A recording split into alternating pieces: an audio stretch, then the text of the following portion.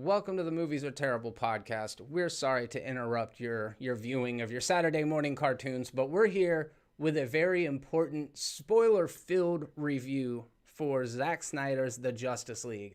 And when I say spoiler review, like that's what we're doing here, you guys. So welcome. We're going to have an open discussion. I think maybe we should at the beginning do a spoiler-free, and then that way people can listen to our opinions on that and then cut out if they haven't watched it yet.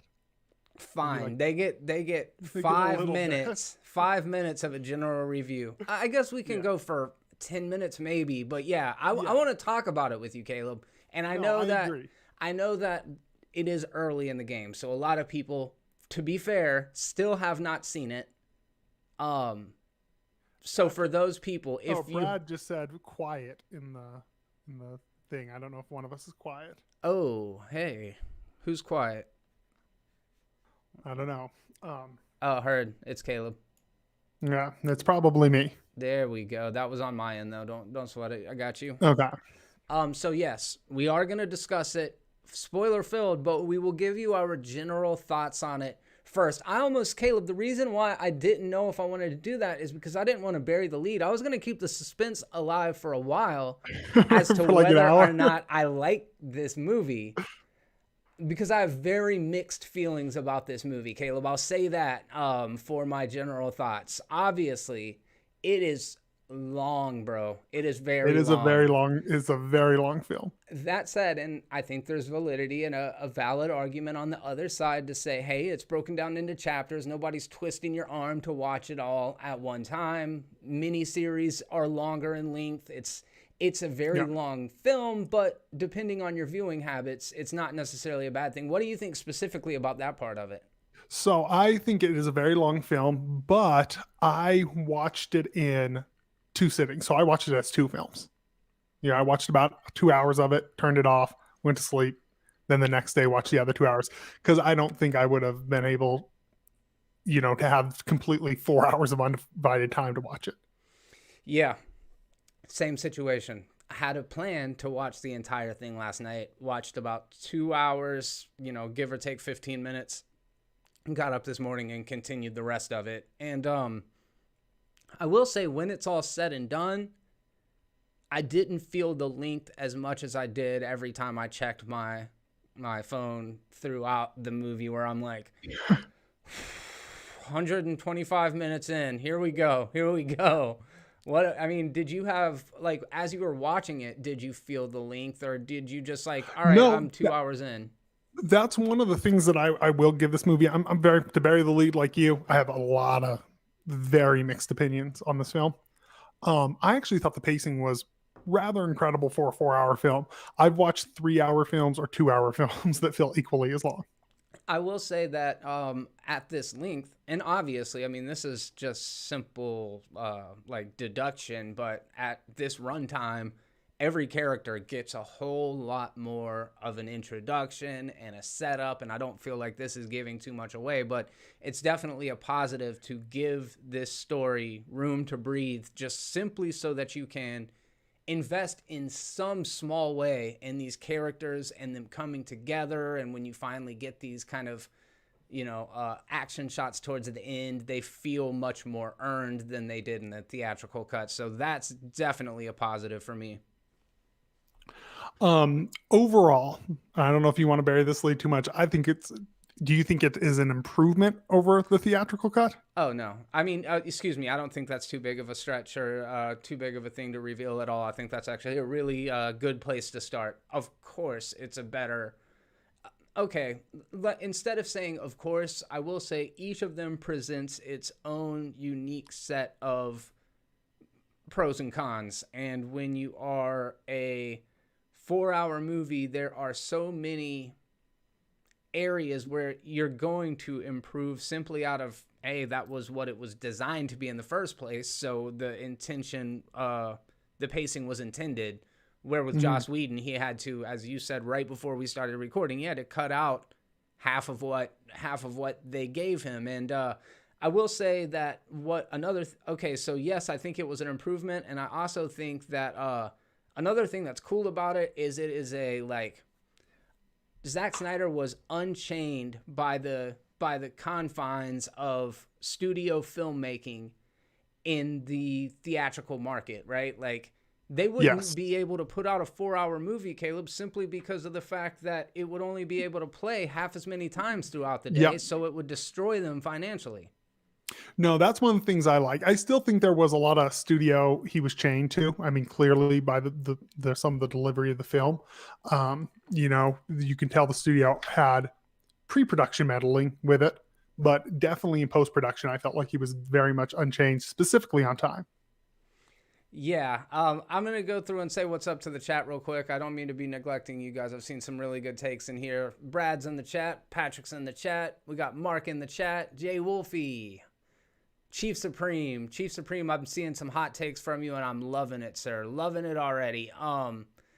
We'll talk about a lot of those things that you're bringing up, Chief. I think that you've touched on a couple of things that I did want to mention anyways. But yeah, Caleb, back to that point of the fact that he wasn't having to, you know, play to the actual financial side of the rules. Do you think that while that is a definite positive for him, it also allows him to humor his deepest indulgences and be very, you know, masturbatory in his excess at different times? So there's kind of a balance and a give and take there. What do you think about that? I think any sort of art needs a person besides the artist to kind of rein it in. Music, everything, you know? Sure. I think it actually usually makes art a little bit better. It's the same thing with musicians. If musicians didn't have, you know, producers and managers, they would never finish albums. An album would never be done because they would always keep meddling with it. Yes. So I do think there is something. When I made music, the only reason I put out 2 albums, and the only reason I ever did it was when I got a manager who was like, no, okay, you've recorded 40 songs, you have 16 in there for an album. Yeah, that is relatable. Yeah. So I agree with you there, and I feel like by stretching out the runtime, it gave me more instances of things that I both like and dislike about Zack Snyder. And, you know, again, trying to ride the middle here for as long as possible. But I guess at this point, we'll just say favorable recommendation, or should a person pass? And then we're going to get into spoilers. So if any of you are in here and you don't want to have it spoiled for you, head out, check it out. This video will be up. You just won't be able to be a part of the live chat.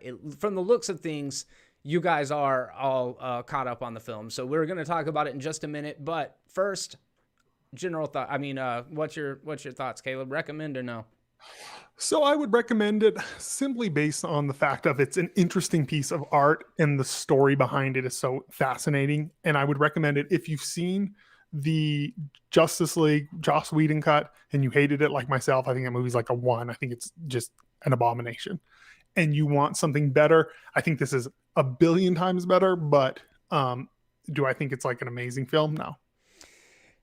I've got a new appreciation for Zack Snyder. I'm not going to lie. I went into this movie rooting for it, despite the fact that I've never seen a Zack Snyder movie that I liked. People talk favorably about Dawn of the Dead, and it's all right. You know, it's a zombie movie, and zombie movies are pretty cool. It's not the best zombie movie.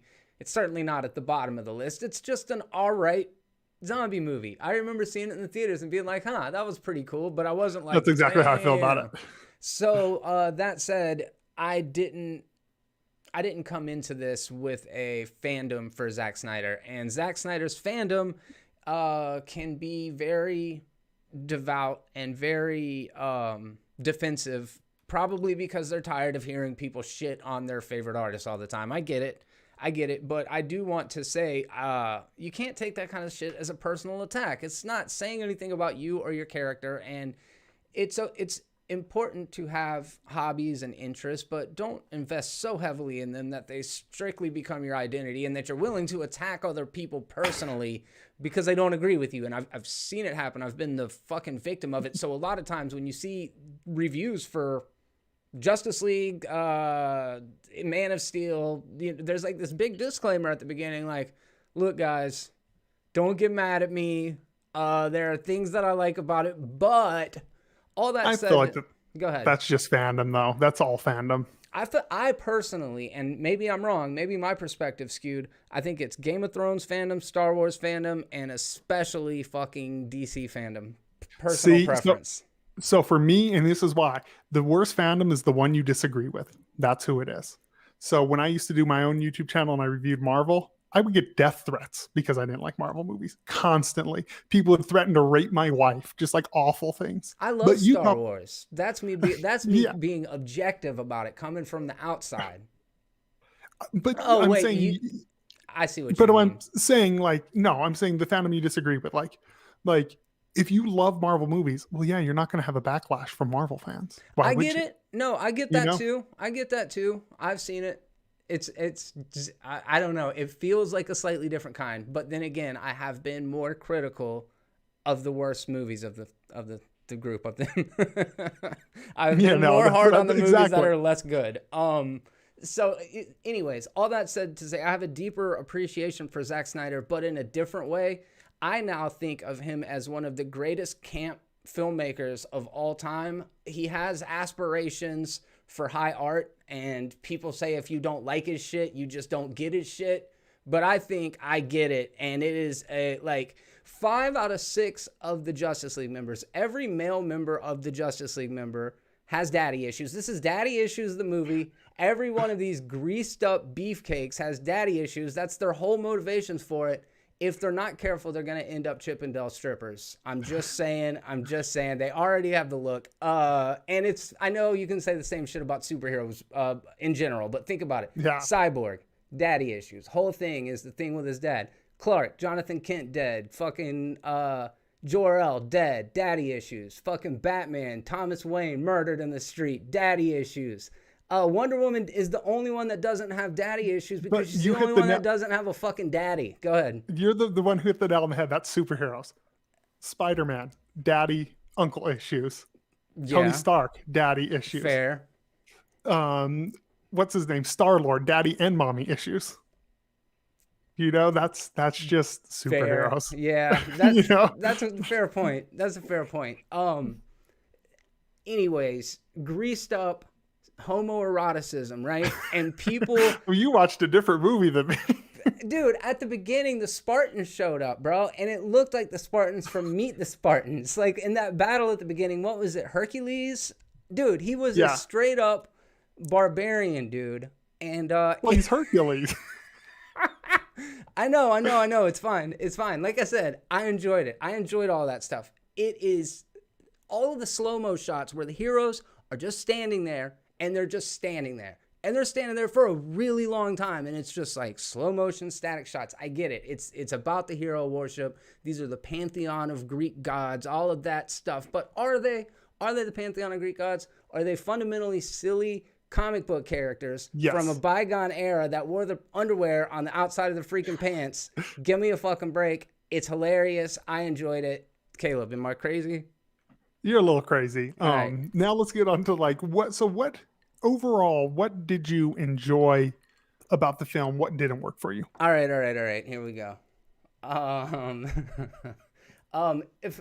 Positives. There are a lot of positives, man. Like there's a lot of things that I actually did like about it, but that was mostly for comedic effect. I gotta say, the shit kind of cracks me up. But I mean, it's very like. I've always said this about Zack Snyder. He's motivated by what's badass. And I think I would feel different about this movie. I think I would if I just fucking did a bunch of deadlifting for the next fucking week and cranked like my favorite heavy metal albums. I think I don't have enough testosterone to really buy into this stuff. I have a hard time with his aesthetic. That's not a positive though. That's me going negative again. Sorry. Yeah. It looks like a classical Greek and Roman, like Renaissance painting. You can see that he's got a lot of influences of art history. He obviously has a lot of reverence for these characters, and I think that's why a lot of people are so precious about them. And when I'm reductive about it like that, it's like I didn't grow up with DC Comics. I just didn't. No, me either. I grew up Marvel. When I looked at the Justice League, I was like, huh. That's not as cool looking to me. Yeah, I don't know, man. And I know that that's probably a bias in the first place. I didn't necessarily look at the Avengers and think they looked fucking cool either, to be fair. I thought the X-Men were cool, and I thought Spawn was cool because I was edgy. And I bet Zack Snyder thought X-Men and Spawn were cool too, because Zack Snyder seems cool, man. And I think it's great that he was able to make his movie. I think that's really cool. The fucking keep away scene at the beginning was awesome. There's a lot of stuff, but let's keep talking. What do you got? So what I really liked when this movie allowed itself to just be a stylized music video, really cool Zack Snyder film. It worked, like the Flash intro where with the car crash. Incredible scene. Incredible scene. That's when it worked. When the movie had character development and the introductions, that's where it really worked for me. Where it falls apart for me is when it turns into more of a, of course, the same place it does, when it turns into a traditional comic book movie in a lot of ways. I kind of like Darkseid and Steppenwolf. See, for me, like I found the first half of this film much more enjoyable than the second half. Okay, I think that's fair. Yeah, the second half was the same problem I have with Avengers Endgame, where it just feels, or Infinity War, one of them, Infinity War, I didn't see Endgame, where it just felt like we were being rushed from action scene to action scene to action scene. And when that happens, I have to fight the urge to like grab my phone, you know? Yeah. One of the things I will say is Steppenwolf is 1,000 times better in this. He really is. His design is better. You understand some motivation behind his character instead of just being the bad guy, which in the first film, in the original cut, I literally didn't understand his motivation at all. I didn't know what he was doing. And I felt like the plot just in general, was way more coherent. Because in the first movie, I was like, I don't even know what we're fighting these people for. Another positive for me was the score. The Junkie XL score is so much better. Wait a second. If I'm not mistaken, before we get in trouble, I had a note that it's not Junkie XL. Is it not? Is it Hans Zimmer? Because the first one was, but BVS was Junkie XL, Hans Zimmer. And Hans Zimmer. Yes, you're exactly right. And I thought going into this that it was who you just said, Hans Zimmer and Junkie XL. But then Victoria said, who is blank? No.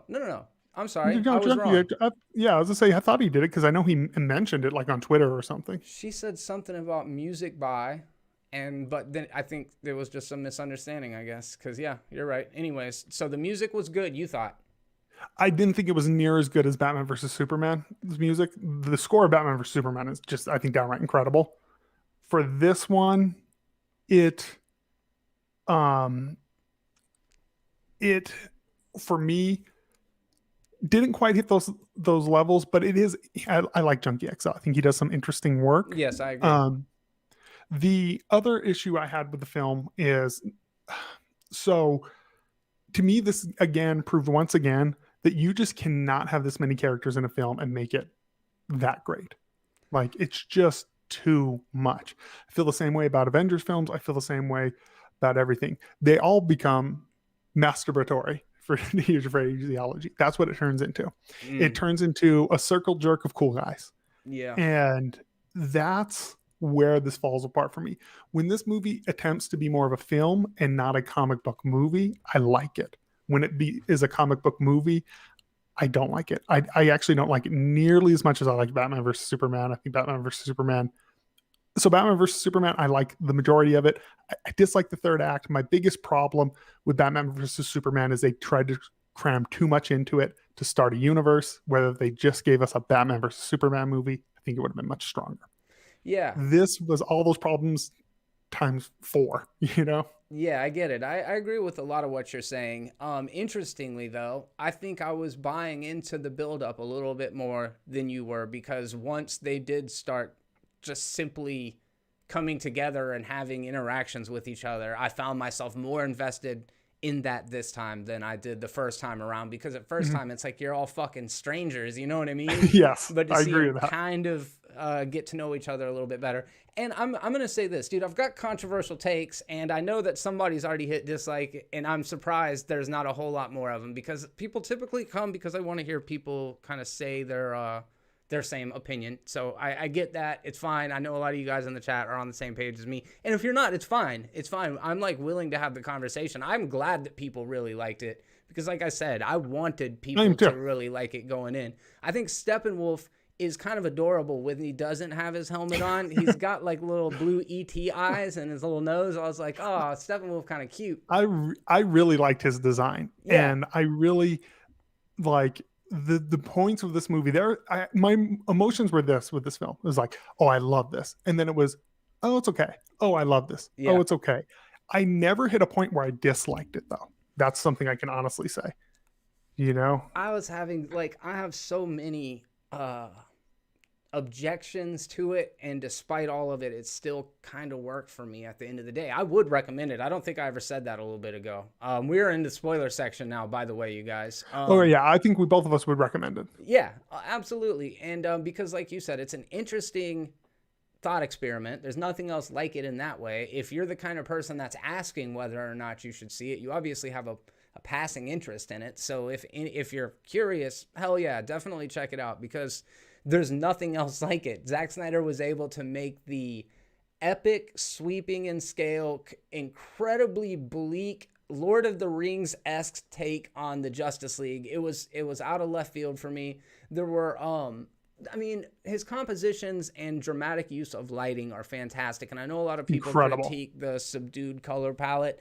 I don't mind it. I think that Zack Snyder's, in particular in this movie, it was about hope, but despite an incredibly bleak journey to get there. And I feel like, in a way, and I know it's a slightly more nuanced way of saying life is hard, but then at the same time, it's also like a blunt object just bashing you over your fucking head saying, hey, look, I got symbolism, but that's okay. Go ahead. One, you brought up something that I really enjoyed. The color grading on this is so much better, and it's clearly evident in two scenes. The end, where it's not a red sky, it's an actual night scene, the final fight. Now the Wonder Woman scene, the intro of Wonder Woman scene, that is still similar, pretty much, you know, like it's the same shots, it's just color graded in the Whedon cut, and it's rescored. It is so much stronger in this. Like, it is incredibly stronger. Just to shows you how much color grading and a score can drastically change the same exact scene. In the Whedon cut, it felt very goofy, very jokey. The tone of this film, I felt, was much more consistent. It was I like what he attempted to do. He attempted to do a, like you said, Greek mythology, Lord of the Rings epic with superheroes. Mm-hmm. And there's a huge part of me that really, really respects that. Like, as you know, I'm a Snyder fanboy. I love Zack Snyder. I love what he brings to the table. You know, he has a vision, he has a tone, and he has a voice that I just really, really, really respect. I appreciate that there are people out there like him. I wanted to say, and we're just going to go back and forth because there are so many positives and negatives, but the 4:3 aspect ratio, justify that to me, please, Caleb. So I actually, so here's the thing is, I thought he was cutting a 16:9 aspect ratio down to 4:3, which I was very against. I'm like, well, you didn't shoot it that way. You framed it this way.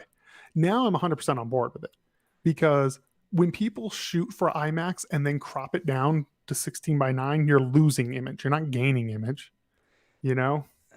But my thing is that we see in horizontal, right? I mean, our perception, depth perception, peripheral vision is designed to go outward because the world, you know, is either right below us, above us, but we see that way. And yes, you're right, you would have to crop it. But if you think about just the way that framing works, you're only losing the image out of necessity, right? Like any widescreen image, you could say was missing part of the image. I get what you're saying. What would If you shot it in widescreen and then you cut it to 4:3, yes, but that's not what happened. So if we shot in 4:3, you would have to put a black bar on top and black bar on bottom, so you would actually lose image. Put a black bar on the top and a black. Yeah, if you shot in 4:3, shot in square, and then you wanted to post production, you just blow it up to where it hits the so frames you're gonna on both. So, which would mean you'd have to cut off the top and bottom of the frame. Yes, you would. And so you would have to go in shot by shot and align the composition in such a way that you would lose the least amount of visual. Yes. The thing is, my problem with it is that he fucking knew good and well that even if it was intended to be seen in IMAX, nobody was going to see it in IMAX. Not one. There's not one IMAX theater with any plans to ever play this movie. So why not just cut it out and then not tell anybody? Because we would have never known one way or the other whether the images were cropped or not. Yeah, but that's not the way it was shot. So if he would have shot it intentionally for a 16:9, I would rather always keep it in whatever the director shoots it in. I would much rather it be. I don't mind 4:3. I think 4:3 is actually kind of a cool aspect ratio, when used properly. I don't know, man. I don't know. A lot of people are cool with shooting video vertical now too, man. That's where you're gonna be at next. Hey, so if an artist wanted to shoot it that way and they framed it right, cool. Fuck that. All right, agree to disagree, Caleb. Thick Batman is, we've talked about this before, and I 100% agree with you. I'm not gonna say Zack Snyder does not get Batman. Me and Zack Snyder do not have the same understanding of what Batman is, because Thick Batman, Tank Batman, is not like agile ninja-like fucking snatch you up into the night Batman that I like to think of him as. He's leaner. He's more, he's less bulky and constrained by his costume. And the realest part to me, and I know that people are going to disagree with me, and that's okay. I could totally be wrong about this. I'm wrong all the time. But it's so difficult outside of comic books to make Batman viable in this world. He's so fucking outgunned and outclassed as far as just power sets. I agree that. So first of all, the design, I'm on the other end of the Thick Batman. I love it because I love the Frank Miller Batman. That's very reminiscent of Jim Lee's Batman, when Jim Lee's Batman is a hulking Batman, too. So I like the look of it, and I absolutely love Ben Affleck as Batman. In my opinion, we didn't get enough of him, which is weird because, he's the one who brings the team together. Felt like we didn't get as much as him as I would have liked, but that's also because I'm a Batman fanboy. I would rather him be the main character and everyone kind of be back up to him. But for me, Ben Affleck is born to play that role. I think he is so brilliant as Bruce Wayne. I think he is brilliant as Batman. I just enjoy. For me, he is my Batman. You know what made me so mad, but then afterwards I kind of just had to fucking roll with it, is when he was like, what's his name? Ezra Miller's Flash, Barry Allen is like, what's your superpower? And he's like, I'm rich. And then he fucking smashes it in that badass car, like out in front of some motherfucker on the interstate, just up onto the on-ramp. I'm like, fucking drivers like that make me mad. Yeah. But I'm saying, dude, it was this weird balance of like, I walked out of it and I was like, it's not for me, but it doesn't have to be. Like, that's the thing. It does not have to be, because as I'm thinking back on it, it's like I could put it on and just like let it wash over me. There's so much visually that is like, it's fucking dope. Like the bad guys, when they were in their like almost like hologram projection form, where they were like molten black magma, you know what I'm talking about? Yeah, I know what you're talking about. That was dope looking, right? That's so much of this film for me. And like, there are moments of this film that I genuinely consider like a 10 out of 10 scene. There's the Flash introduction, 10 out of 10. I fucking hated that scene, dude. Oh, I loved it. You always say, oh, I wish Zack Snyder would just direct a music video. He did in the middle of the movie. Yes, agreed. Agreed. And then the nightmare scene with him and Jared Leto was incredible. All right. incredible. All right. Once again, this brought me back. I'm like, no, I like Jared Leto's portrayal of Joker. I love his laugh. I love everything about it. It's a different take, but I enjoy it. Look, It just makes me want a Batman Joker movie. I like Jared Leto in that scene. I did. I thought he was pretty fucking good, but the bar was relatively low for me, so it's hard to say, but I thought this was a vast improvement over the Suicide Squad take on the character. I like that. I hated the nightmare scene, and it wasn't because of that. It was because of Mira and her stupid voice, her stupid accent. I'm like, God, I'm glad they got rid of this in the Aquaman movie. It's just embarrassing. And so, okay, the presumption, Aquaman's dead in the end, fucking Deathstroke, right? Who is clearly just about to go after Batman. Now we already know he's going to team up with Batman shortly afterwards, because there was a 3-part Justice League movie planned. Yes. That's fucking crazy, dude. There was he was so far into the mythos. I can't, it's crazy. It's the most flamboyant, massive fucking idea for a franchise. It was so ambitious, dude. So ambitious. It was very ambitious. I would have loved to have gotten this dark, serious, post-apocalyptic superhero movie. Like, I would have loved to have a movie like that. Like the nightmare scene. If I could have got that, I would have been super happy. I would love to see. That being said, would this be? This made me really go, I wish they would have stayed the course and just kind of go with it. I really wish that they would have really been like, okay, we're going to let this dude do his vision. We're going to launch a franchise on it.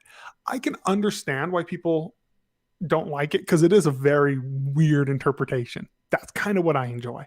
It's like him putting a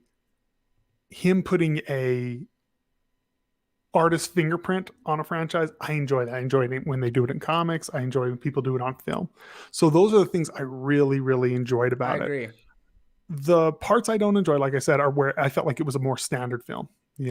King of the Hills 34 199 super chat. Reach around comment seemed a bit out of place. I was taken back by it, but not as much as I was when Batman said, "You can go fuck yourself," or whatever. He said, "I'll fucking kill you," wasn't it? I'll fucking kill you. Yeah, I thought that whole scene was cool. Like, that was a scene where I definitely enjoyed the film. I liked that Zack Snyder was doing this cool thing, and it's just so simple and so subtle, but great imagery, where Joker's hand is slightly out pointing at Batman, and it's backlit with the sun kind of silhouetting it out and like eclipsing his hand, and he holds on it. It's like there are these moments that they're meditative, but at the same time, they're like, I don't think that it's just hard for me to buy into the weight of the stakes on the line when we've seen the end of the world shit so many times at this point. And I know that, again, it is absolutely fair to say that's systematic of the genre, but filmmakers are having to find clever ways of subverting that now. And to that point, I really liked Flash reversing time sequence at the end. It was really cool looking. All the Flash scenes were pretty awesome. Like, they were just so much more cleverly shot and stuff, and we actually really got to see it. Genuinely loved the cinematic prowess that was used in the Flash scenes. Like, the cinematography was incredible. Brad Feddick, $5. Thank you very much. Long movie, but worth watching for all the extra information, giving us context for the original missing info. Couldn't agree more. I 100% agree with that. 100%. It's okay. So let me start going up through this. I think sometimes the interplay between the characters work pretty well in this, but I also think that a lot of the dialogue is very, very on the nose. I agree 100% on that. I agree 100% on the dialogue. Positive. What did you think about the mother box keep away scene in Themyscira? Because I thought that shit was badass. Oh, that scene, the Lord of the Rings scene that was in the original cut, but much better in this one. Yes. Yeah. The one where Steppenwolf first shows up And super, super, super cool. it was sick, dude. Just seeing him clobbering fucking people off of their horses go flying. That's shit that you wouldn't expect to see, especially in a PG-13 cut of a movie. But because of the harder edge that this movie had, it did allow for decapitations. A couple obligatory fucks dropped in there, and then some horses getting just fucking rocketed across the world. And I thought all that shit was badass. One thing I do just respect about Zack Snyder's one thing I like about him is I do like how serious he does take the content, whether it's hit or miss. I like that he doesn't take the approach of like, okay, we're making funny comic book movies. Yeah, it's just a fun romp, you know? But doesn't it make characters like the Flash and Lex Luthor seem all that much more for the record, I'm saying it right now, I fucking really like Jesse Eisenberg and Ezra Miller for their bizarre fucking choices in movies that otherwise do not call for it at all. I'm on board. Yes. Thank you for those. But in that, I think that's why people respond so mixed to those elements, right? I mean, what do you think? No, I agree. Even for me, like sometimes it did feel like is jarring. Like it's definitely jarring, and it feels like Ezra Miller is out of a different franchise at times. And did you like it or no? No, that kind of threw me off a lot of times. Yeah. Like I had to, I was just like, okay, because it just felt like literally a different franchise. It My was like stupid favorite question to ask is, what if Batman was wrong? I know he's the world's greatest detective, but what if he was wrong about Barry and he just fucking hit him straight between the eyes with the Batarang? With the Batarang. The movie ends. Catch. Fuck, I've killed again. The fans are going to be so mad. I've got to stop doing this. No.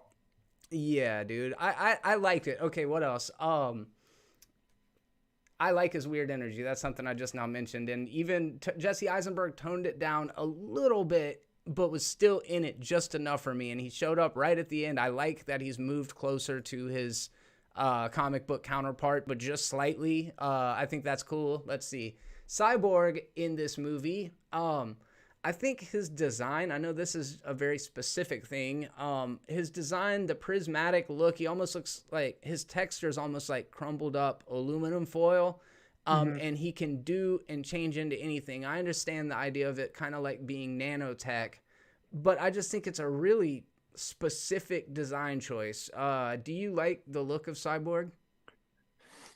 I don't know if I like it. I don't really have much of an opinion on it, to be completely honest. I don't know how many ways to do that character and make him look cool, you know? Not look like RoboCop or Tony Stark or something, you know? Yeah, it's a very hard design.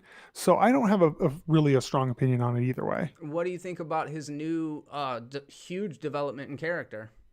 Oh, much better. I actually feel so bad for him that they literally cut his entire role. I get a lot of why he might have been resentful, because they fucked him 100%. over.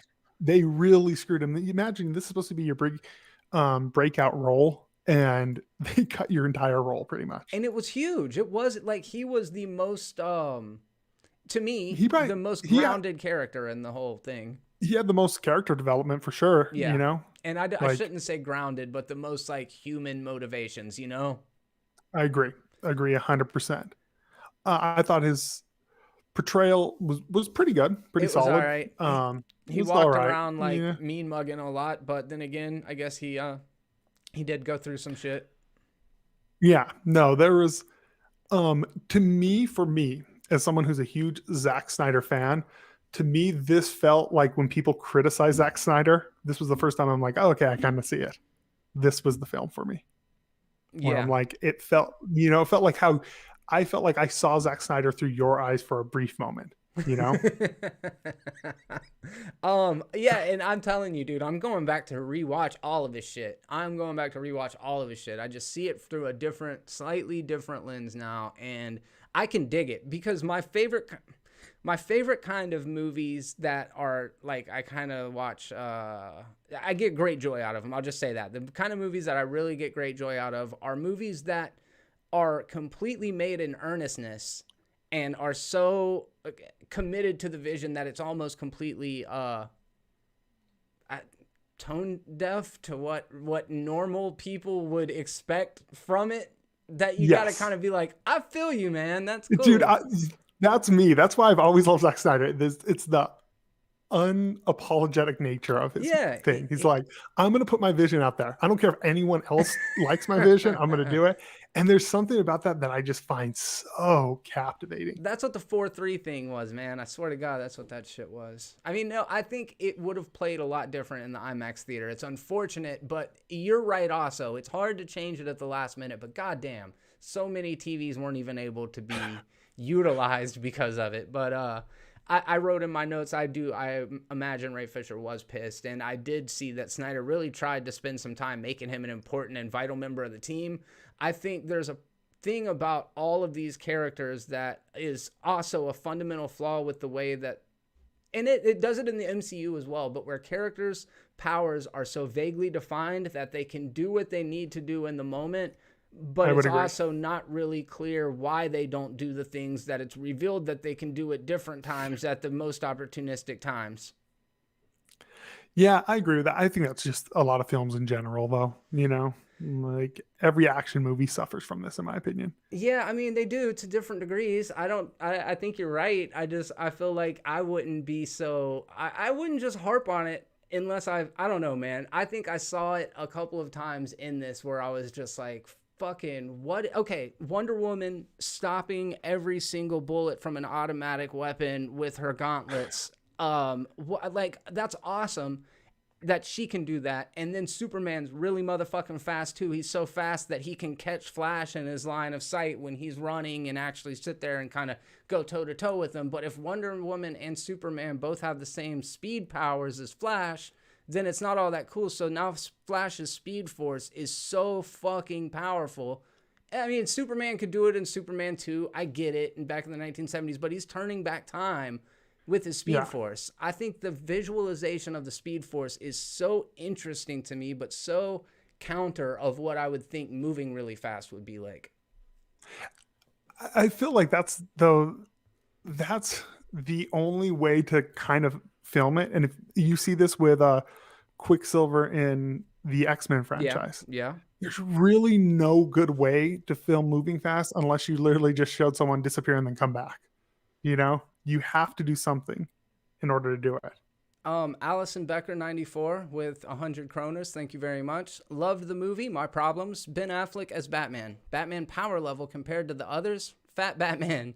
Too many slow motion scenes. Lois Lane so overlooked. Give her something important to do. Allison, I agree with a couple of those points. In particular, I'm not as big a fan of this Batman as other people are. Obviously, even Caleb disagrees. I think a lot of people really like that take on Batman. As far as the slow motion scenes, I went into it expecting so many that I wasn't surprised at all. Like, I knew it was going to be a lot of slow-mo.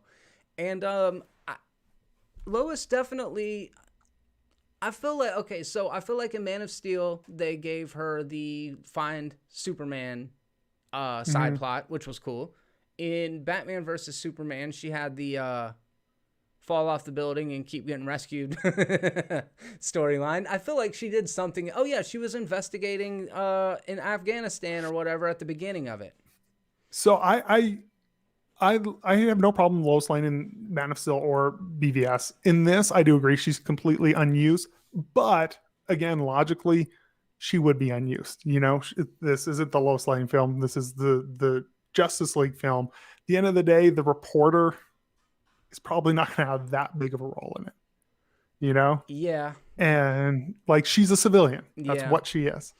But I do agree she was completely wasted. They didn't really know what to do with her in it. Christopher Branch, my brother from a different mother. Lois didn't make one report. Okay. I'm trying to see if we're family. That's funny, dude. What's up? Welcome to the conversation. Same last name.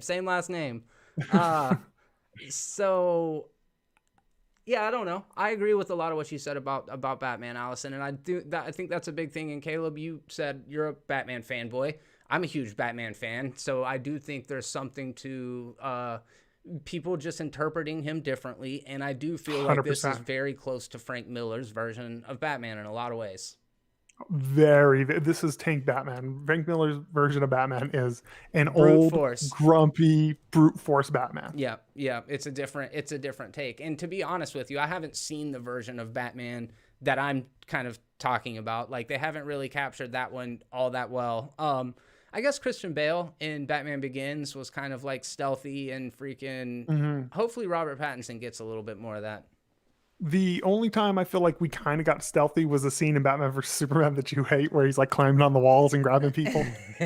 He hereditary that fucking dude. Yeah. That was crazy as fuck. Okay, look, I want to say that I love the casting in this movie. I think there's been a lot of criticism about Zack Snyder. This will come back around to what I was just saying, but there's a lot of criticism about Zack Snyder's treatment of Wonder Woman and the Amazonians and the way that he frames them and shoots them and their costume design.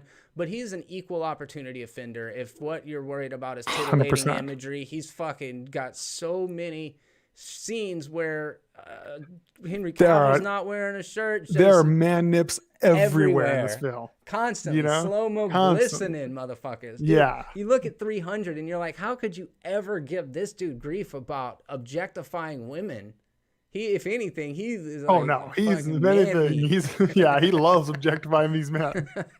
I agree with you there. I think he's equal opportunity. And I also take the women who came out in support of him, who were in all the scenes. They were like, no, we loved our costumes. Yeah. We felt powerful. We felt sexy. Yeah. So I'm going to take the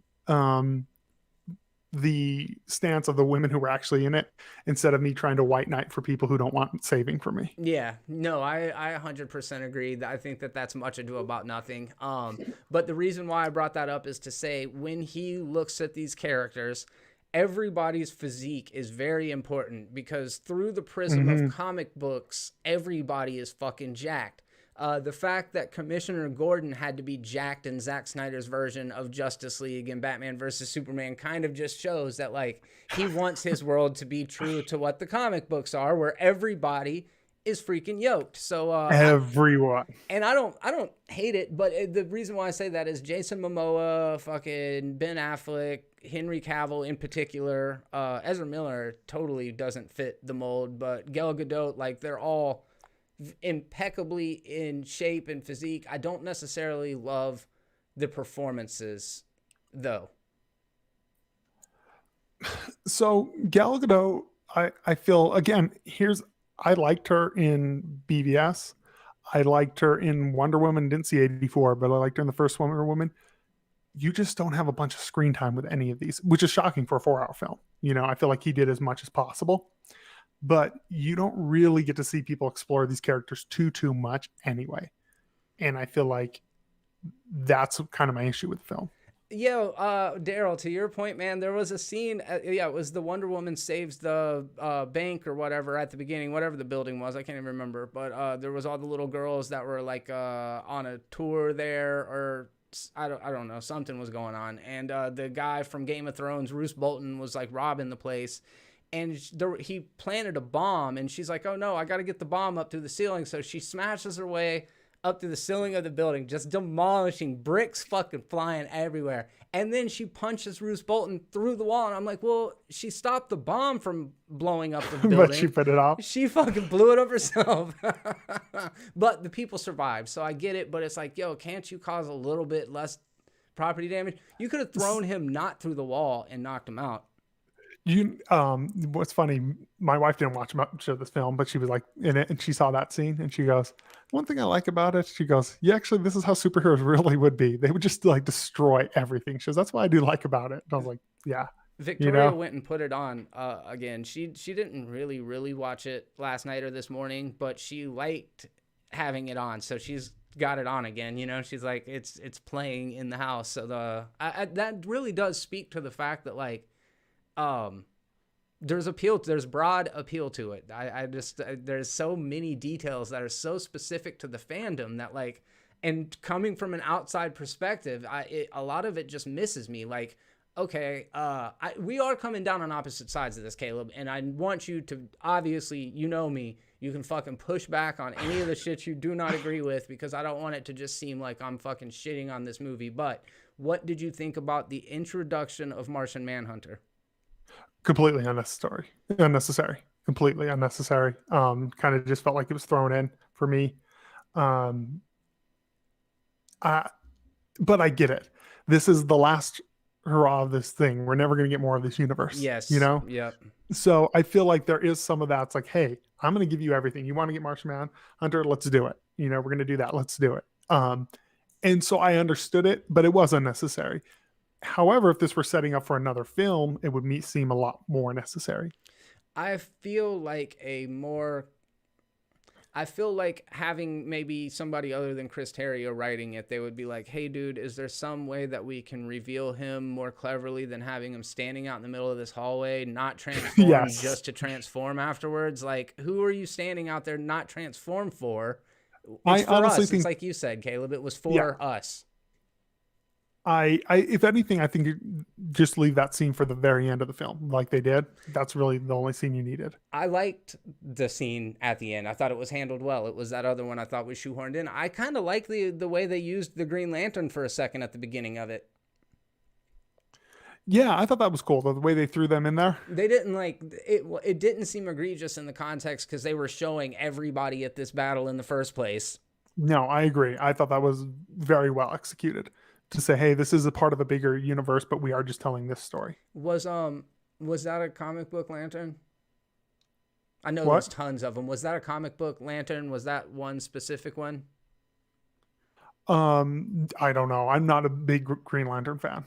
Okay, you know? Yeah. No, superheroes who's, their downfall is yellow. Not really my thing. Allison Becker, 20 kroners. Can you react to anime? Caleb, in fact, she said she would pay to watch that. Well, we have a show. Yeah. We have how many episodes of us reacting to anime? There's about 20 episodes. It's a slightly different format. We are anime characters watching anime, so it's a lightly animated show of us watching anime. Head over to my playlists and look for Out of Context Anime if you want to check those out. If you do watch an episode, let us know what you think about it in the comments section. I would like to hear from you. But if that's not exactly what you're talking about, I think we would be absolutely willing to live watch and react to anime sometime. I think that'd be cool. Oh, Chief said I've triggered you with my take on Green Lantern. This is me just talking shit. I actually have no opinion on Green Lantern. I know nothing about him. I'm a Marvel fanboy, not MCU. I'm a Marvel Comics fanboy. My knowledge of DC starts and ends with Batman. And the Death of Superman, because we're from that era where everyone read Death of Superman. Definitely read Death of Superman. Yeah. Yeah. Let's see what else. Allison Becker, I'm a dude. My bad. Did I probably said that? Did I? I don't know. One of us said it. Apologies. All of these things. What else? Oh, okay.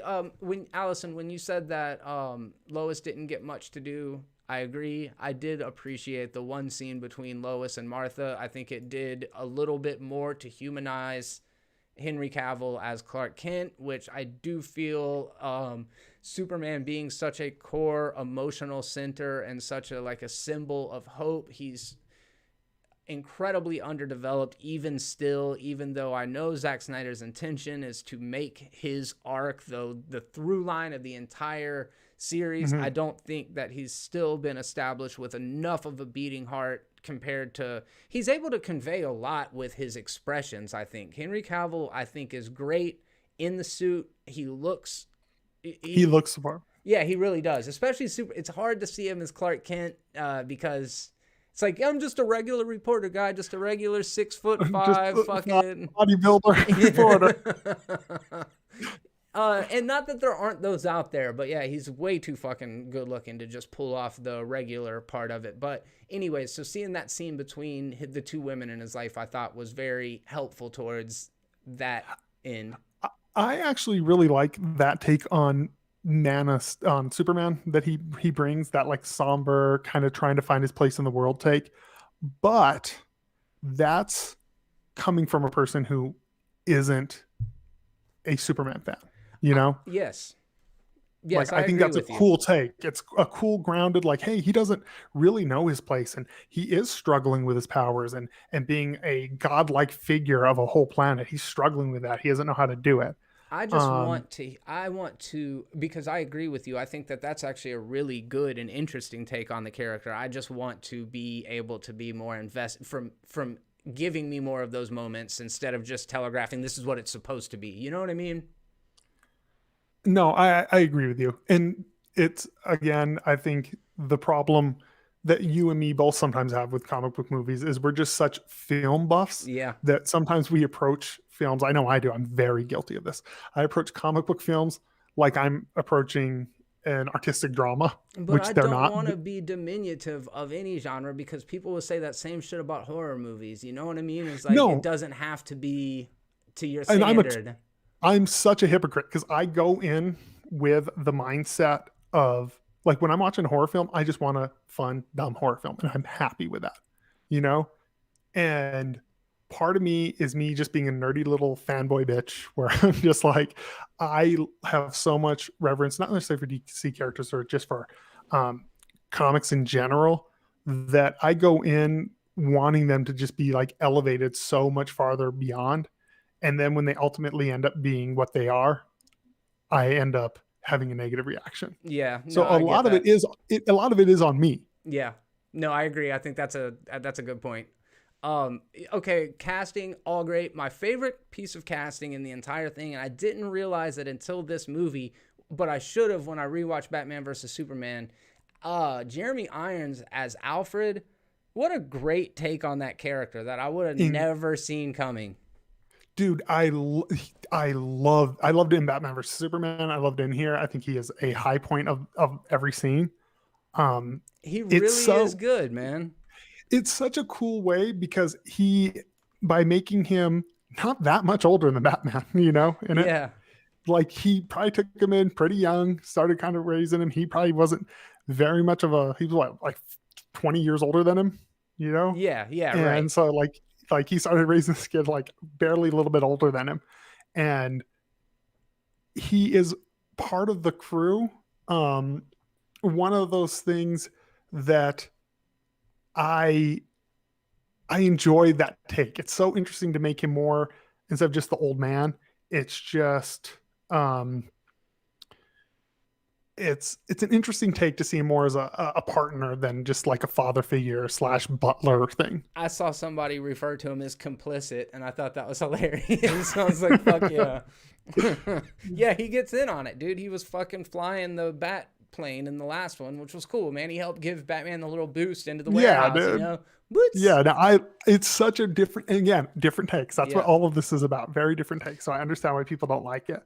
But it is incredible. Like, I love that take of that character. So Um when they put Superman in the Kryptonian bath scene, you know what I was thinking about, and this is fucking probably says more about me than it does about the movies, and I know I'm gonna get shit about it because it's a comic book movie, and there's probably a canonical reason for it. I was trying to justify it in my head afterwards, but it ain't in the fucking movie. But like, why he doesn't have the big cross section cut out of himself, and why he's not full of embalming fluid and have all his fucking with organs harvested and with like, Superman, yeah, I was because like, he's an alien, they don't have to do that. There's the workaround right there. I was thinking unless they had kryptonite handy, they couldn't pierce his skin anyways, right? Oh, hey, that's very true. But it never says that. I mean, it does in the first movies. You see that it takes the kryptonite to cut off the fingerprint for Jesse Eisenberg You're right. to start the Kryptonian ship. So it's like, I think Zack Snyder has more intent than I tend to give him credit for, because I 100% agree with that, because there's a lot of things, like, even that I see people like, oh, Batman kills in Batman vs Superman. I'm like, he explains it in the film. He explains that he used to not kill. and Then Alfred talks about it as well. yeah, and then Joker killed Robin, and he was like, okay, I need to go back on my morals because my moral standard got Robin killed. That's all told to it, and it's Yeah. not until the scene here, which I did like, the nightmare scene, they actually tell you like straight out. And I feel like that was part of the criticism of, like, Zack Snyder was like, no, he killed Robin. That's why Batman started killing again, because he does it. He visually tells a lot of stuff. He's a very visual director, instead of a dialogue director. Yes. And Yes. that's what I find fascinating. Like, instead of coming out and saying, okay, hey, Batman used to not kill, then Robin died, then Batman was like, hey, I got to get real and I'm going to have to start really putting these people away. Instead of saying that, he lightly touches on it. He shows the Robin suit with the holes in it that says ha ha ha ha all over it in the background. He's like, okay, you get it. Enough. Move on. I would love if that went across the board. However, he does that while still, because movies are a visual medium. They are about show, don't tell. And I think that's a brilliant way of expressing instances of Zack Snyder doing that. I still think his movies lean very heavily on spoken exposition. Wonder Woman has 2 fucking huge exposition dumps in this about the mother boxes. 100%. Yeah. Which you need, so it's not a huge fucking deal breaker. There's just it's a tough and a delicate balancing act. But I agree. The most hype scene for me, and it was in the theatrical cut as well, but is when they wake up Superman and you're just like, oh fuck. It was definitely better in this though. Everything about it. So good, dude. It was talk to me about it, man. So that scene I absolutely loved. I thought it was an incredibly well done scene. I'm so happy that they got rid of, which we all knew clearly it was a Whedon line where he goes, oh, that's going to leave a mark, where Batman does. Yeah. I remember watching that in the theater and going, ugh. And I just right there, I was like, that's some Whedon stuff right there. I just knew. And so I liked that it was, again, treated so seriously. However, I do think I understand the criticism of when you do treat it so serious, it kind of does point out how absurd it all really is, you know? Yes. Yeah. And there were some scenes that in that, as much as I loved it, like where Batman's against the car and he's just blocking, which they didn't tell him about the gauntlets. It was a little campy to me. I was like, okay, this looks a little weird. He has a hard time out there, you know, like it just like watching him scurry around like fuck. But at least they know and they play on it a little bit, and that's why he relies so heavily on his tech in this particular iteration of him, because otherwise, like what the fuck is he gonna do? But I mean, there's so many great little moments in it. Obviously, when Superman peeps the Flash out the corner of his eye when Flash is running, and it's just like incredible scene. That's so badass. And then when Wonder Woman goes to hit the gauntlets and he flies up and he grabs her wrist, and then she headbutts him, and then he headbutts back, rears back and flies up and just wham, fucking knocks her to the ground. It's like he does some really cool shit. I just wish, and this is another kind of stylistic choice, I wish he would shoot action a little wider sometimes. I could see that. You know, I could definitely see that. I like the way he shoots action sometimes, I do but too. I think that's actually one of his stronger points. I do too. In fact, you can see as he's pulled back from DCEU, the action get worse. I mean, just from the clips I've seen, I'm assuming the action in Wonder Woman 84 is not nearly as strong as the action in the original Wonder Woman. I agree. Yeah, because his fingerprints are all over that. Like that, the No Man's Land scene, that's a straight up Snyder scene. Like, I love that scene. It's incredible. But you can see as he's pulled back from the DCEU, I don't know if he's still listed as producer or what his role is, but he's definitely seemed to pull back. I do think the action has suffered more. I watched with subtitles on. I almost watch everything with subtitles on, or closed captioning. And that there was a piece of music that I really didn't care for that was used throughout. And I think used sparingly, it would have been a little bit more tolerable, but it was referred to as the ancient lamentation music. And it was every time that the Wonder Woman theme?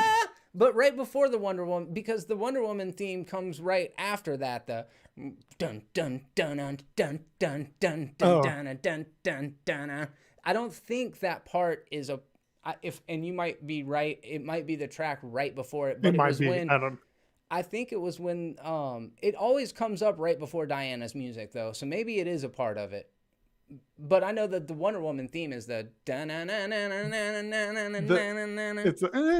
it's the what's it called? It sounds like that one actual song. There's a rock song that it sounds like it's sampled. It sounds like a sample of a rock song that ended up being used in Thor. Ragnarok. Oh, yeah. It sounds like there's a sample of it in it. It's so close. Immigrant Song from Led Zeppelin. That's Yeah. fucking Jimmy Page, man. Yeah.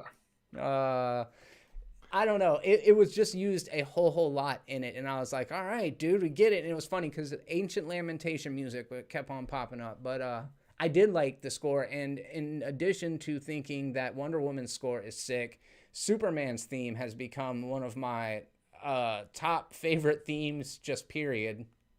And I love Lex Luthor's theme. It's incredible. I don't guess I. Wait, So is it the bum bum bum bum? it's in the BVS where he's walking and his steps are matched with the music as he's walking from behind. Yeah. I think that is just such an incredible scene, incredible song. Yeah. One thing I did like, and I could see people hating this thing. I love diegetic music in a film. So the scene where Aquaman's going into the water and they like chant and sing. I just thought that was cool as shit. She got so horny when she sniffed that shirt, dude. I was like, yeah, no, she was into it. Oh, dude, I got so mad at Aquaman. I'm like, bro, how are y'all gonna wash all of the human waste up onto the fucking shores in Aquaman, and B, contribute to the shit, smashing bottles and throwing fucking shirts into the ocean? You're sending mixed messages, Arthur. What do you? I think that's. Well, he's only half, so that's his mixed message. Yeah, that's a good point, man. I didn't think about that. It's show don't tell medium. Show don't tell medium. I agree with you though. I thought that scene was cool as fuck as well. Victoria's like, oh, I guess they're in Midsummer now, and I was like, yeah, a little bit. Dude, I love that scene. It's just I love that use of music. Like, it's just such a cool way to use it. Those are the moments where I was like, okay, I love this film. Like 10 out of 10. This is amazing. Like it, and that was my roller coaster with it. I'm sounding very negative on it. I actually enjoyed it. It's just when your highs are so high for me, when it drops to being an okay film, it seems like a bigger drop to me than it probably would. I kind of feel the same way. I feel like, I don't know though. I've just got very complicated and conflicting feelings about it. On one hand, I really have some problems with some of the logic, and on the other hand, I really don't care all that much. You know, it's like, it's a tough thing. Like, I can speak to, before I got into like a lot of deep film analysis, I think Pulp Fiction was like the turning point before me. But before that, I could love a good Mortal Kombat or a fucking Blade or like some just, real basic fucking movie because it was cool and had cool music in it. And this is definitely that. Like, it has definitely got some cool shit in it. Yeah, I agree. If you had to assign a score to it, like out of 10, let's say. All right, we'll get there. I got a couple more things I want to talk on, and we'll go out of we'll do a star ranking at the end. Soups took his fucking time to arrive. I mean, I understand he had to have the moment with Lois and Martha out on the farm at the end to kind of be like, I gotta go and help them, or you should go help them. But he was such a Deus Ex Machina that when he shows up, they're like, the conflict is basically over at that point. But for some reason, because of the way that Snyder uses him, it was very cathartic for me. Like when he shows up and fucking freezes Steppenwolf's axe and just shatters it, I was like, what? This shit was badass, dude. It's a great payoff. What'd you think of the black suit? It makes no sense. It makes no sense, and I was there for it. Just as a comic book fan, it was just such a wink and a nod to comic book fans. Yeah, I think he heard a whole lot about it and was like, I should fucking give them the black suit because people love the black suit. And we saw that his power was fully at like full charge capacity when he was fighting the rest of the Justice League. So like as far as replenishing his abilities, which I think is like the comic book justification for why he was black suit, that was. And then going out and getting the sun. Yeah, that's right. So he was, but Zack Snyder said, and I know this isn't in the movie, so you take from it what you will, but he did say that there's a narrative purpose and it kind of represents where he's at in the terms of his redemption, which one thing I didn't like about it is this constant teeter-tottering of Superman losing control and having control and losing control and having control and becoming evil every fucking couple weeks. When he only became evil in that one scene. When did he become evil again? Did Nightmare Premonition? Oh yeah, I know, but that was based on a different timeline, so that didn't bother me. Wait. Okay. So that must be a huge thing that I'm missing. So the nightmare shit isn't the future. It's a completely alternate timeline. Yeah, it's like they stopped that. As far as I concerned, they stopped that from happening, but that's another timeline. Oh, I thought that it was what was forthcoming with Darkseid when he decided. Maybe it was. I don't know. Maybe it was. I think there's a conversation to be had about that because I think either one could actually be right. You know what I mean? Yeah, I don't think we would ever have actually got that post-apocalyptic film. No. Oh, okay. Okay. So you don't think that was the direction No, that they were because going? isn't it? That's the timeline where Lois Lane dies, which makes Superman go crazy. Yeah. Well, I guess it could happen in the next. It could have hypothetically happened in the next movie. Lois Lane could have died. That's what I was thinking they were Okay, going yeah, true. with. But I guess we'll never know, which is a little bit frustrating because I would not mind. Just at this point, dude, I want to fucking see it play out Dude, and at give it this to me. point, I want Mad Max Batman. That's Yeah. all I want. Yeah. You know, I agree. with crazy Joker in a SWAT vest with all these dead officers' badges all over him. That's what I Yeah. want. No, I'm with you, man. I like their dialogue between each other. I wish we had a chance to see more of that, you know? I wish we had a chance to actually get a Batman standalone Ben Affleck film, which we'll never get, with that Joker. Then I feel like we could get a true definitive answer on whether or not we like these characters, because neither one of these characters had a film where they were the main villain or their own solo film as a hero. Yeah, you're right. You're right.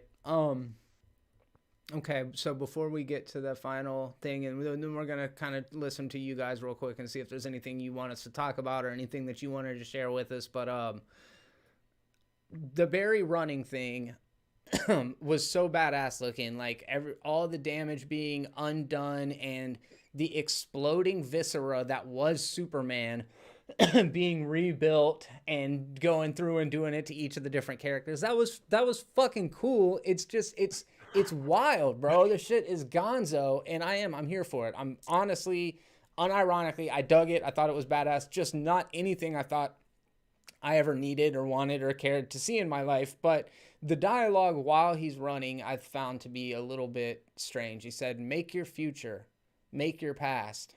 It's all right now." All right, dude. Thanks for that fucking nugget of wisdom. Anything about that part? Anything about the ending of it before we do switch over to the end? No, I think it's time to switch. Okay. All right. Allison Becker, 50 kroners. Jeremy is right. The whole thing with Joker is that he kills Lois. That's why they need him. Oh, I see. Fucking Joker, dude. He's a wild one. He's a wild boy. Wild card. Think of Always Sunny. Wild card. Yeah. I do ultimately want to come back to, and I don't want to just be another person that piles on, and actually take solace, guys, in the fact that it looks like I'm in the minority here. Like, it's got a 75 on Rotten Tomatoes. A lot of people seem to like it, and it kind of, maybe maybe I've got blinders on to certain things. It's hard to say. I can't speak to that. All I know is I really wanted for it to win, and now that I'm seeing that it's winning, I'm super happy for Zack Snyder. I have a lot of respect for that dude, and to see him, that whole message of hope in this really bleak atmosphere, it's like, in a way, and I don't know that it was intentional, but in a way it's kind of allegorical of, at least Snyder's personal journey, but I think everybody's personal journey, that like life fucking hits you hard with shit sometimes, and there's literally like nothing you can do except for just hope that there's a fucking brighter tomorrow and a future that is less grim and difficult to deal with, So I think a lot of times that's why people do crave the more light, fluffy Mm-hmm. popcorn entertainment, just as a respite from how difficult fucking life can be sometimes. But it seems like Snyder had the aspiration of using this as some sort of personal catharsis, and that he finds that this long story of redemption for Superman is like a kind of an extension of himself. So I just shout out to Zack Snyder. I think he seems like a good dude. And despite the fact that I don't necessarily agree with where, you know, his artistic choices, I respect the fact that there's fucking artists out there. On a star system, 1 to 5, I am giving the Snyder cut of Batman, of the Justice League. Oh God, that is so hard, Caleb. I'm gonna do mine on 10 because I think it's easier. Go ahead. You hit. No. I don't want to be influenced. Do you have yours in your head? Yes. Okay. On we're counting from 3, and on. You know, we're doing 3, 3, 2, 1, 1, and then go. say yeah. Okay. We just had you realize we just did a Lethal Weapon moment. Is it on 3 or is it? Yeah. All right, dude. Mine's out of 5. Yours is out of 10. Well, I'll do mine out of 10. Let's make it fucking simple. It's fractions. Okay. All right. In 3, 2, 1, 4. 7.5. All right, we were not influenced by each other at all. Neither of us compromised. That's the truth. Damn, dude, that is a low score. I feel so much better about saying 2 stars out of 5 than I do about saying 4 out of 10. It's the same thing. It doesn't change anything. I was jumping between like 6 and 7.5. I go back and forth the more I think about it. There are so many things to like because there are so many things. I think there is a really solid 3-hour cut of this movie somewhere in there. I 100% agree with that. I think there is even a 3.5 hour version of this cut that cleans it up a lot, but probably a 3 hour. There's an hour of stuff that you could cut out of there. So between the studio cut and the Snyder cut, somewhere lies the truth, you know, like what is the best thing what would you give your score of the Whedon cut if you had to do a 10? Yeah, I mean that it's almost like a sliding scale, because if that's the metric, I have to make this one higher than that, because that is like a 1 out of 5 star movie for me. To me, yeah, that's like a 2 out of 10. Yeah. So we're on the same, like it's rough. Yeah, it's pretty me and Mark trash. McKeever and Patrick McCabe are pretty close on all of it, which I sound a lot more negative, but that's just how I internalize films until I get to the thing. So yeah, no, I 100%, I get it. I think it's the shortcomings are the things that become glaring sometimes, where the stuff that you enjoy, you're just enjoying it, right? I have heard though people like say that they went back after this and now they love Batman versus Superman. People who've hated Batman versus Superman, which I find very interesting. And I wonder if this will, like I said, I think people are going to like Batman versus Superman 20 years from now. I think that, this was a cool, unique, awesome, different sort of film. Yo, who the fuck has had a chance to watch the 4-hour Snyder cut and then gone back and watch BVS? Those people crazy people. Crazy people, yes. King of the Hill is 34 with the $4.99 super chat. Thank you very much, King of the Hill. Sarcasm. I'm super bummed that they took out the Flash pushing the truck portion. That's top. Oh, that's something Flash. I wanted to bring up. The Russian family in the original cut made no sense. Like they were just in this Chernobyl wasteland. There's just this random Russian family just like living in there. Yeah, that's right. That was all weed and shit. And I remember watching it in theater and going, what? And then the post-credit scene where Flash and Superman race each other. Man, it was rough. Yeah, I forgot about those. And then the opening scene with the mustache gate, that the kid like had a cell phone camera that was like obviously mounted on a tripod this close to Clark's face. Yes. Like blah, blah, blah, fucking weird looking. Yeah, dude. I am really glad they got rid of that. It does to me seem like all of the best stuff from the theatrical release of Justice League was Zack Snyder's. Oh, 100%. Yeah. I mean, I think most people knew that though watching it, that's why. Like it was. I felt like you could watch that first movie and go Snyder, Whedon, Snyder, Whedon, Yeah. the entire film. Yeah. All right. So now we're gonna turn it over to you guys. We're gonna let you guys run the chat for about about maybe 10 to 15 minutes, and then we're gonna call it a day. I'm gonna start with what's at the bottom here. Chief Supreme, 4 out of 10 for the Whedon cut, but the Snyder cut is slightly better. Justice League 2017 was mostly good in the first hour. Sure, I agree with that. Let's see. And shout out to Brad Fedek. I always loved BVS. Me too.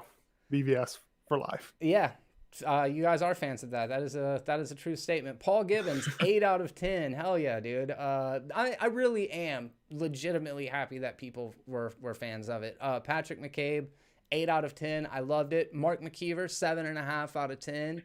Emo Peter, it's an 8.5 out of 10 for me. Christopher Branch, 1 out of 10 Whedon cut. Let's see. Rotaines, I'm sorry, I'm sure I butchered that, but an 8.4 out of 10. Really enjoyed it. Great improvement. Daryl, I came down on a 7 because I could see the 3-hour cut in there. Yeah, I agree. Paul Gibbons, 4 hours doesn't bother me. If I only watch 4 hours, Lord of the Rings, Return of the King now. Yeah. Yeah. Let's see. 5 or 5.5 Snyder cut. Okay, yeah, I dig that Christopher Branch, and I almost feel like I should amend my score to say like 4 for Justice League Whedon cut, and maybe 5.5 or 5 to maybe 4.5 to 5 out of 10. Can we take a moment to acknowledge the fact that I have a more popular opinion on a comic book film than you do right now? No, I didn't even notice that. That's let's take note of this. It's probably not going to happen again. On a blockbuster, I am more in line with like Rotten Tomatoes than you are. Oh, that it is unusual. We are in an unusual situation here. I feel like I'm the holdout. Leandro, hey Jeremy, just want to say I would really like to support the channel with super chats and stuff, but for now I'm jobless. Just yeah, dude, don't worry about that. I'm actually super happy you're here. Being in the chat is support. Yep. Absolutely. We are always happy for those of you guys that are able to go the extra distance, but there is never an expectation. So thank you, man. Thank you for being here and leaving a comment. Let's see. King of the Hills 34. I enjoy this movie a bunch, but it's still like a 7.5 or a 6.5 or a 7.5. Yeah, I can see that as well. I feel like there's a lot of positive elements to come down on.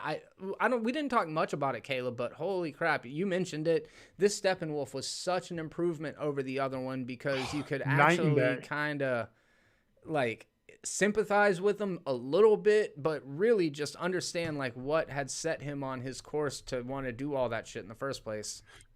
Yeah, it's one of those things that I really enjoyed, the fact that it gave him some motivation. He was not just a random bad guy. Yeah, absolutely. O says Cyborg got a raw deal on the theatrical cut. He was so important and his character finally got fleshed out. We did touch on that a little bit, but I could not agree more. I feel like his character was particularly poorly handled in the Whedon version of it because he just kept popping in next to people and you're like, who the fuck is this guy? Yeah, you're like, what? Who's this dude? This dude? Allison Becker 94 says, can't wait to see you react to Attack on Titan. In the weekly podcast, you are slowly watching it and giving your takes on it. Yes. Attack on Titan. And slowly. We will, once both of us finish it, we will definitely do a series discussion. I think we should do a podcast just on it. I agree because we are both pretty into it. I am a fan of what I've seen of it, but I am slowly chipping through it. King of the Hills 34. That's typical. I'm here to support Caleb, not Jeremy. Fine, whatever. There's one of them. Here, I guess. Yeah. Christopher Branch. Why couldn't Darkseid remember where Earth anti-life equation is? Christopher Branch, I saw you bring this up a little bit ago, and I thought it was really funny. You said something about him getting hacked with an axe, gave him like a memory loss. I didn't even. I'm gonna be honest, dude. I didn't even catch that part. No, I didn't either, but it's true. Yes.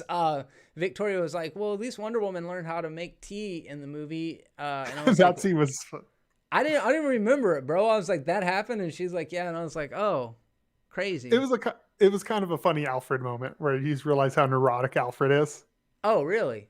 I didn't. Yeah, so like she's making tea and he's like hovering over. Well, actually, don't wait till pour the water first, then the tea. You don't want to scald the tea. You want to, and you can see like his little butler side of him come out. And I actually thought it was kind of a little funny character moment. I like it. I like it. I do really like Jeremy Irons as Alfred. I also loved him as older Ozymandias on the HBO Jeremy Irons is just incredible. He really is like, good. He's just one of those actors that's incredible.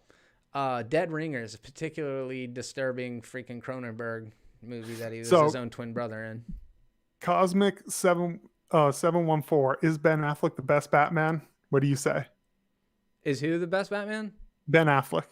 Nah, dude, he's down towards the bottom for me. What about you?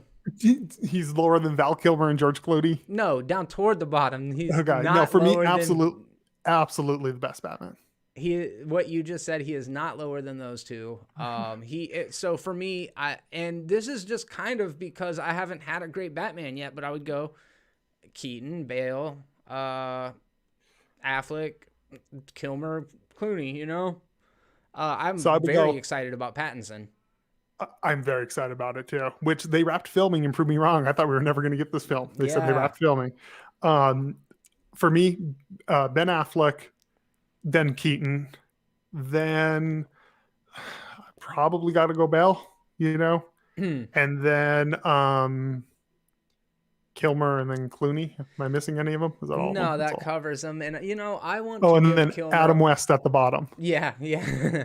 I want to give Kilmer a little bit more credit, if I'm being honest, because I think he was actually a pretty fucking good Bruce Wayne, man. It was just a terrible movie. I went back and watched that movie. It's very jarring. Every scene where he's not in the cape and cowl is a pretty good movie. Yes. It's like he directed 2 films. He directed one of Bruce Wayne and one of Batman, and Batman's horrible. It's like a gay disco, which is cool. Like, I'm glad that there is that. Like, there's nothing else like Joel Schumacher's Batman universe, but holy cow. His freaking everything was apparently Gotham's just a giant rave. Yeah, just yeah, for sure, a drag show, a freaking citywide drag show. But it was a unique take. But yes, I like your ranking as well, and I can see why people like Ben Affleck's Batman. I like Ben Affleck quite a bit, and I like it on paper. There's just something about there. I was telling Victoria, and I was trying to explain it the best way I could, but it's almost like there's slight bumpers on my brain for, in particular, and it's always been this way, and I don't know what it is. I wish that there was some like way to quantify preference, but I've always had a difficult time investing completely in Zack Snyder movies. It started with 300, and then every one I've seen since then, there's just a distance for me. See, I'm the other way. Like 300, I think is incredible. Like incredible film. Ben Johnston, is Ben Affleck going to come back as Batman? You say no way. No way. It would be. I would.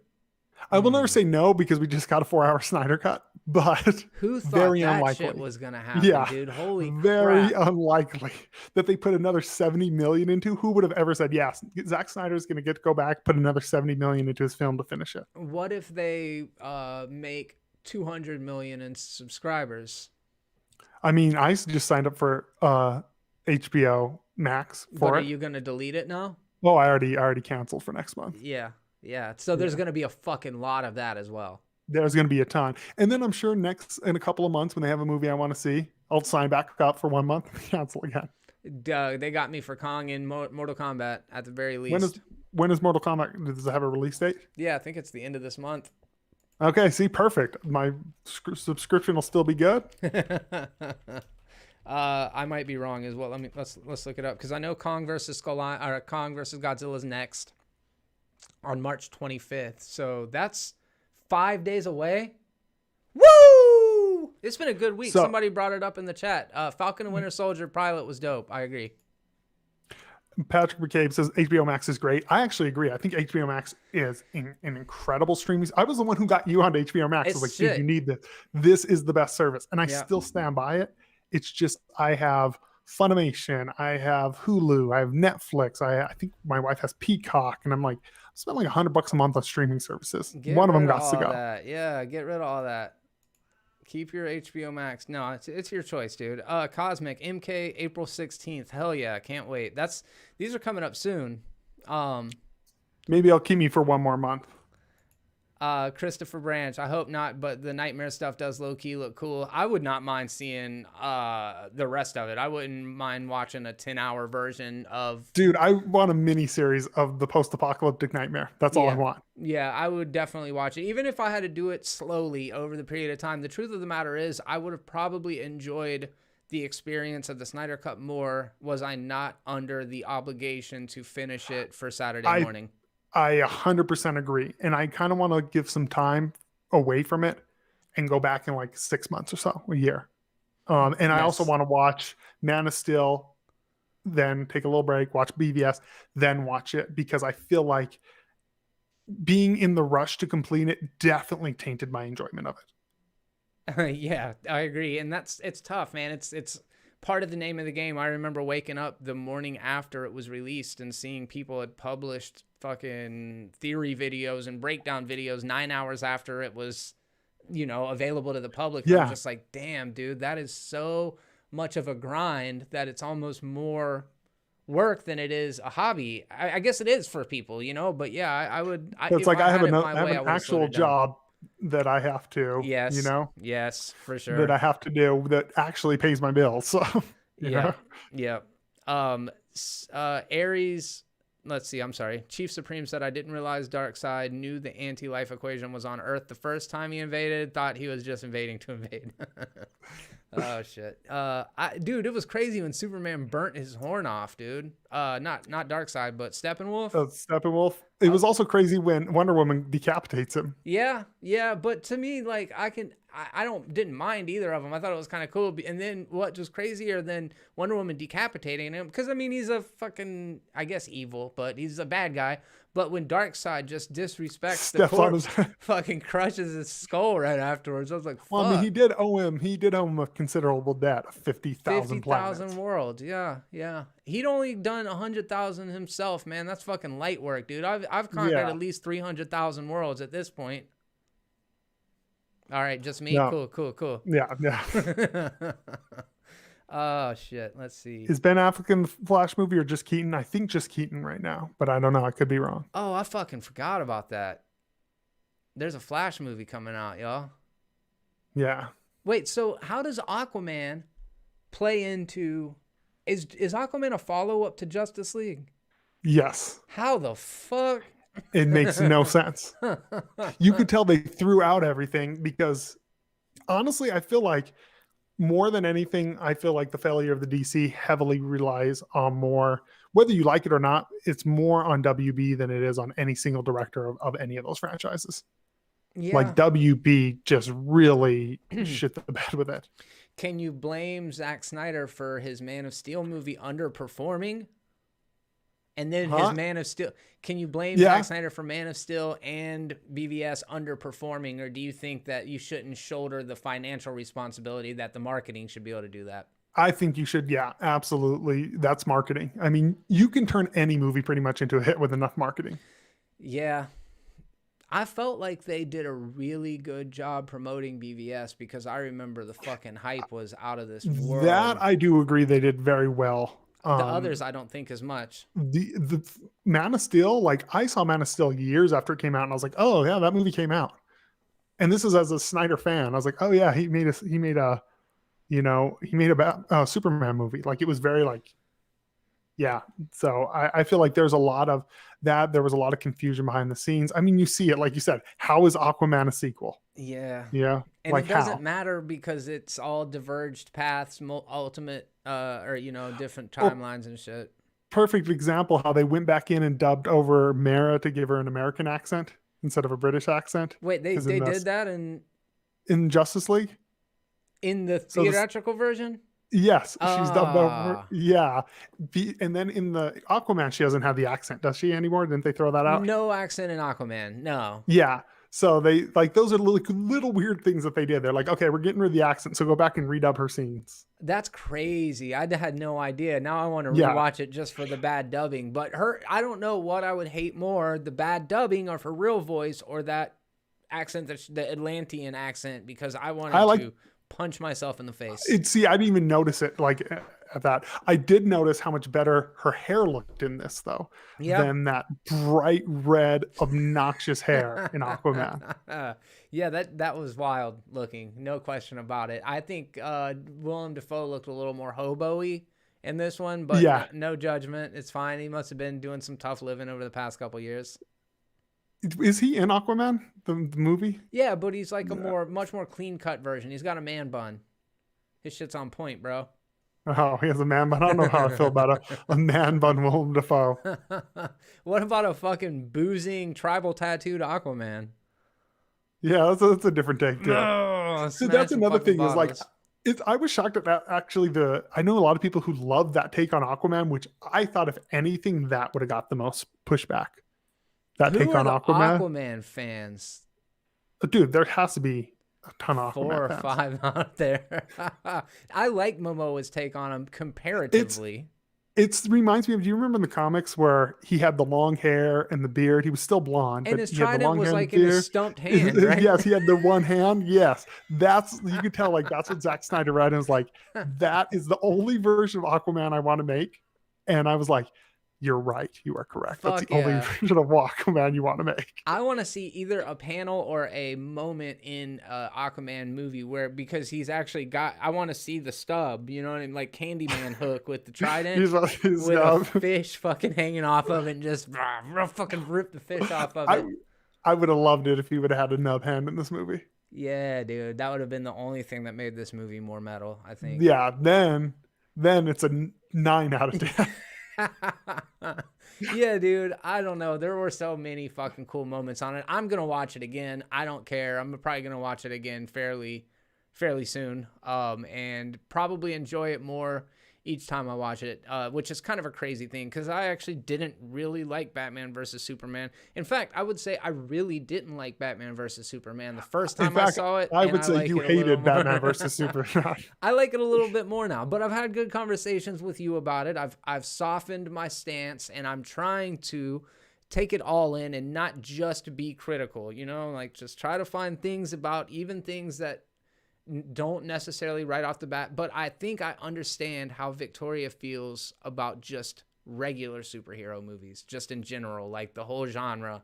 I think she feels that way about. Is she closer probably to where I am? Is how she feels about superhero films, or? Yeah, I just don't think she. I don't think any of them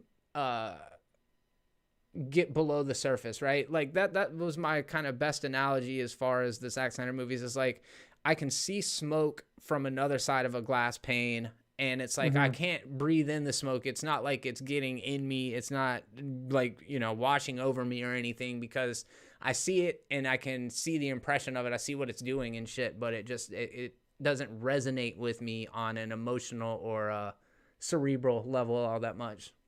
Visually, it does. And see, I feel like I think you actually hit a huge difference on why I like Batman versus Superman and you don't.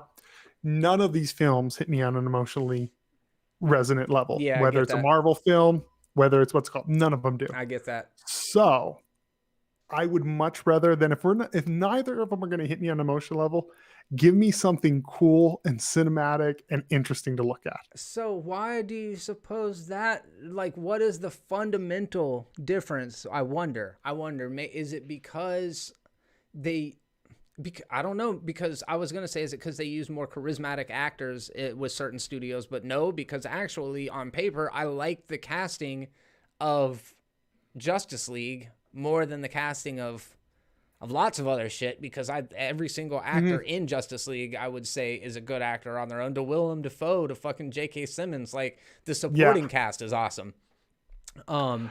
If somebody were like list your favorite actors, a lot more of them would be on the list than on rosters, Marvel's marquee, you know? So the reason why I'm saying all that is like, I wonder why I am emotionally invested other than just years and years of conditioning, you know?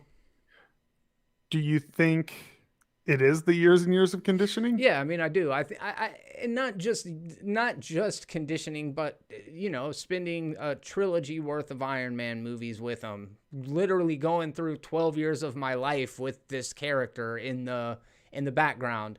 That said, positive to Justice League, you don't have a bunch of baggage of having to be this fucking bought in for years fan. You can just go in and watch. Granted, you do have to have seen Man of Steel and BVS, but Yes. And maybe even Wonder Woman. yeah. So Which here's the problem that I have with BVS. It should have been Man of Steel, Batman movie, Wonder Woman movie, BVS, then Justice League. Yeah. Yeah, I don't know. I'm glad that people are fans of it. I'm glad that people came by and hung out to check out our review of it. I knew that I was gonna get in some hot water, just because of what happened with Man of Steel and BVS lately. But at the same time, I've been hyping this shit up for weeks. Me and Caleb have been talking about it. I've been making sure to put it on the docket because I wanted to see what Zack Snyder was trying to fucking show us, and I still remain committed to that. I'm glad that I did. I'm super glad that this exists. Yeah. I'm super happy that people enjoyed it. Even though I enjoyed it, but not on a like deep, like I don't love the film. I like it. I think it's a good film. I don't think it's a great film. I think it's good. I'm just so happy it exists. And I'm always on the side of the artist. Yep. Even an artist that I dislike. Yep. Even if there's a director, I personally don't like Whedon. I like Firefly and I don't like anything else he's done. But if they were like, hey, there's an 8 hours Avengers 1 cut that is his true vision, awesome. I would hope it would get released. Yeah, couldn't agree more. Guys, let us know what you think down in the comment section. I do appreciate those of you that have been hanging out with us in the chat itself. It always means a whole lot. We really do enjoy doing these podcasts with you and having you be a part of the community and the conversation. If you yourself want to stay up to date with all of the terrible content that we're dropping over here on YouTube and you haven't done it yet, make sure that you subscribe. Click the bell to enable notifications and then cross your fingers that those come through when our videos are uploaded, because I just now found this out the other day. The algorithm, right? It looks at how many minutes out of how many minutes of the content that you've watched. Like if you've watched 10% of the content, then our analytics show that our retention is low. So if I made shorter videos, we'd get pushed more, but I like doing the long form content because we get to talk to you guys. So anyways, if you want to help all of that stuff out, all you got to do is click the like button, make sure to leave a comment, share it if you are so compelled to do so. But most of all, thank you for just coming by and being a part of the discussion. I'm Jeremy. I'm Jeremy, and until next time, and on behalf of me and Caleb,